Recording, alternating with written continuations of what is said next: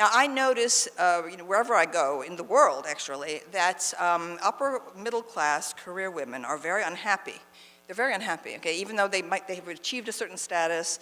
What I'm saying is that feminists have to stop blaming men for their own unhappiness. The unhappiness is due, I believe, to huge systemic changes that women, for thousands of years, women had their own world. There was the world of women, and there was the world of men. And the sexes didn't have that much to do with each other, okay?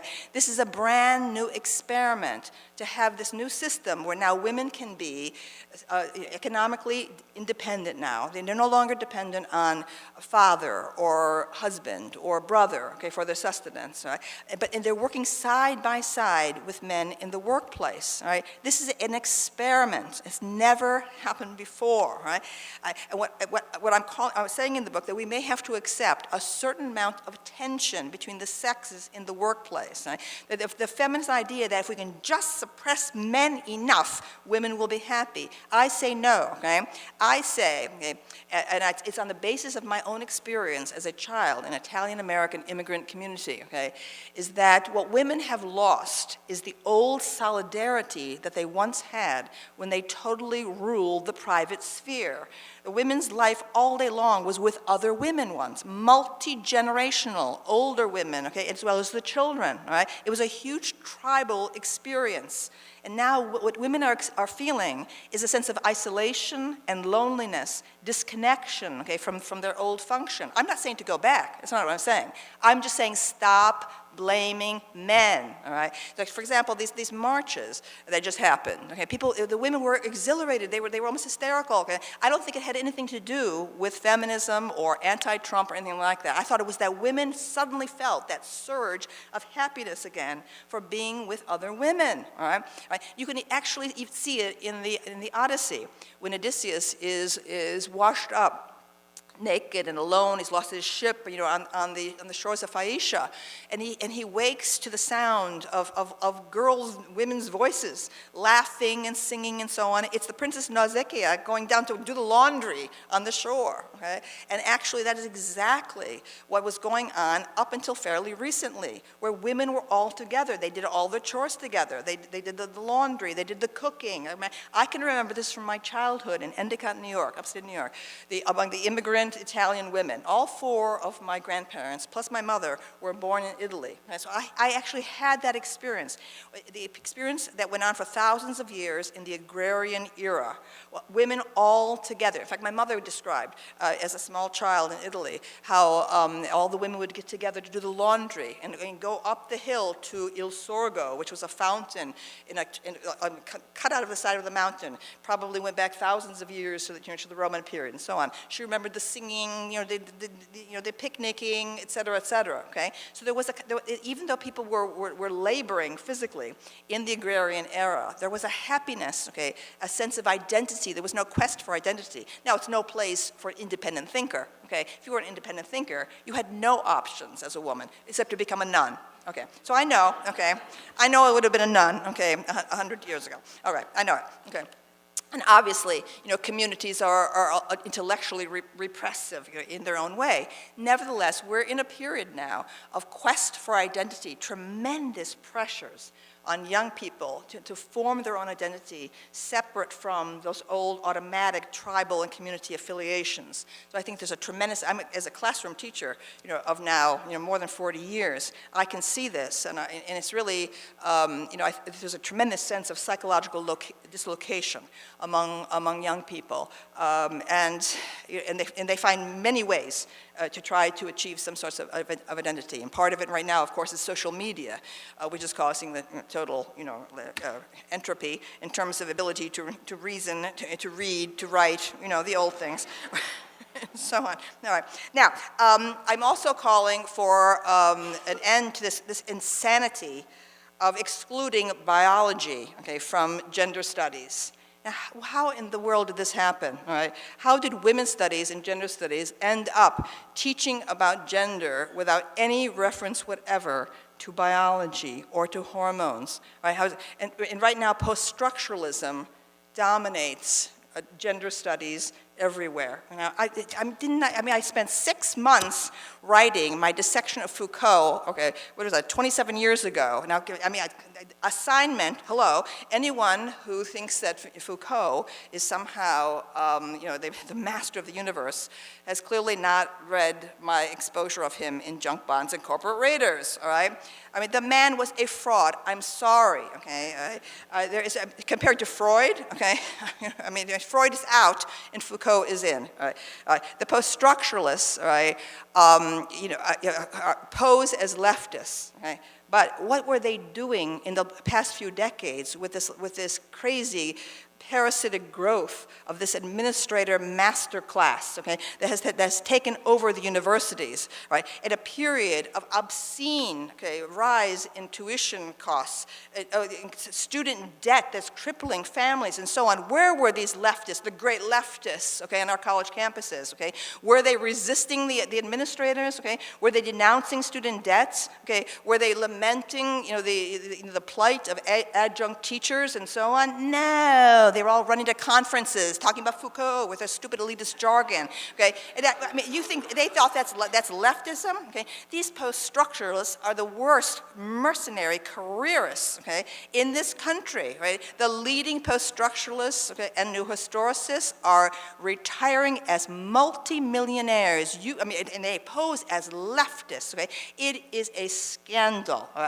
Forget Foucault, for heaven's sakes. I mean, it's absolutely absurd. Okay, so we have to bring biology and authentic study of medicine, of anthropology, of history, back into gender studies. That's one thing I'm definitely calling for. Now, aside from these things, okay, there are a number.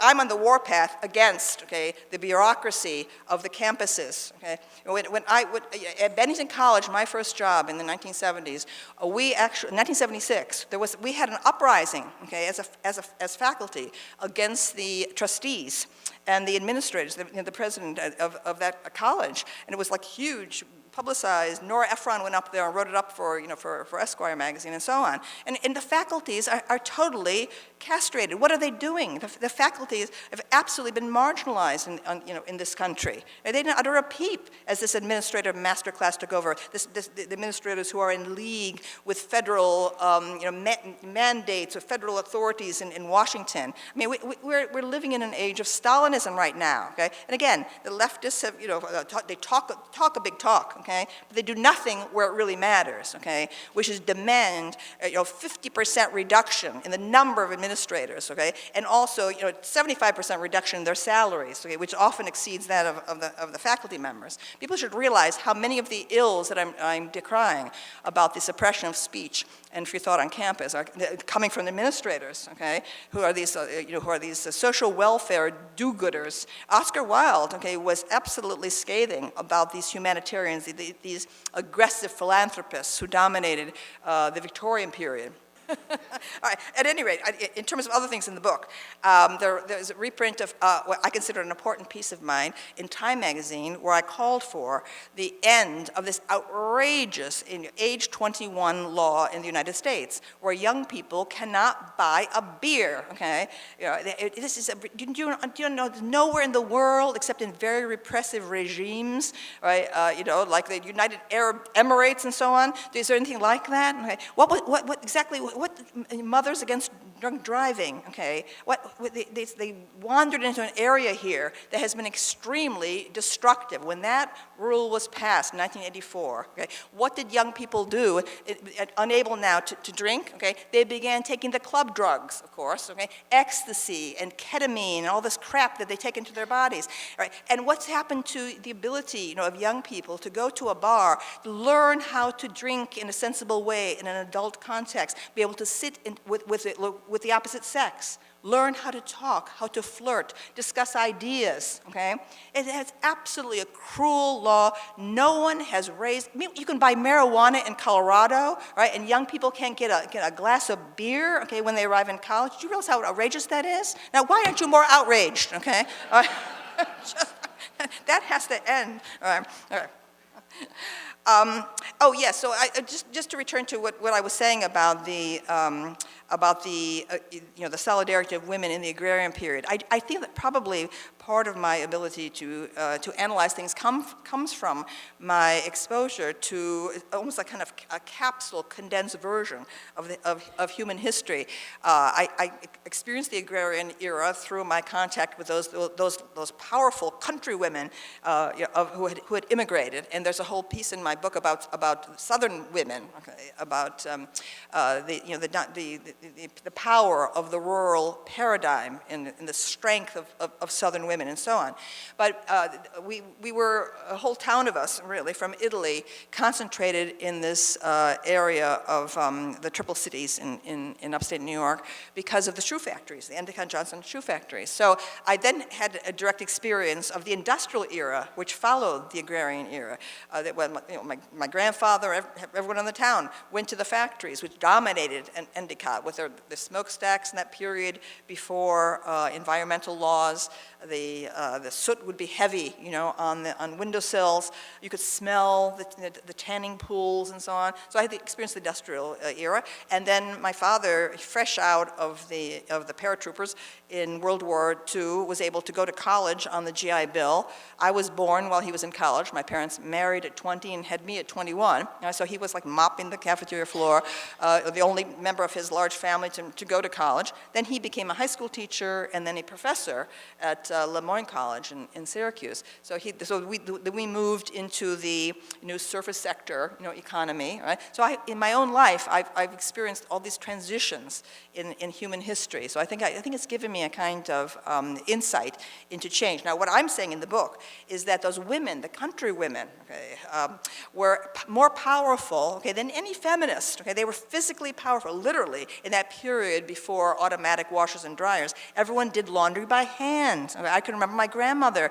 washing on the back porch with a washboard. Okay, they were powerful like this. All right, and these women had big voices, okay, and big attitudes. All right? So, in fact, once when my father was teaching high school in the small farming town of Oxford, New York, we lived for a year in the upper floor of a farmhouse, and there was like a hilarious moment. My father was out with his brother. They were standing outside smoking a cigarette, and suddenly the farm woman yelled at them. Okay, a calf had escaped from the barn, and she said, "Stop her!" Okay, to my father and my uncle, and the calf thundered by. My father and my uncle just stepped backwards as it went by, and the farm woman chased the calf and came back carrying the calf. Right? And as she's passed them, she said, "Men." Okay. Those were the women. For thousands of years, country women had physical power and mental power, and they were the equals of men. In fact, it's no coincidence that the first states and territories to give women the right to vote were in the West. Okay, that it was the pioneer areas. Okay, where it was obvious that women were the equals of men. Whereas right to the very end, the educated states, the states where the great universities were, like Pennsylvania, New York State, Massachusetts, and so on, refused to grant women the right to vote, not until the constitutional amendment was passed in 1920. It's because the differential between the upper middle class man and upper middle class woman, okay, in the late 19th century and early 20th century was very profound. Okay, a lady seemed to be a different entity, seemed to be far more emotional, tended to faint, tended to be rather delicate, etc. All right, so the idea of granting such women, however admirable, the right to vote, was not as easy as it was for the territories.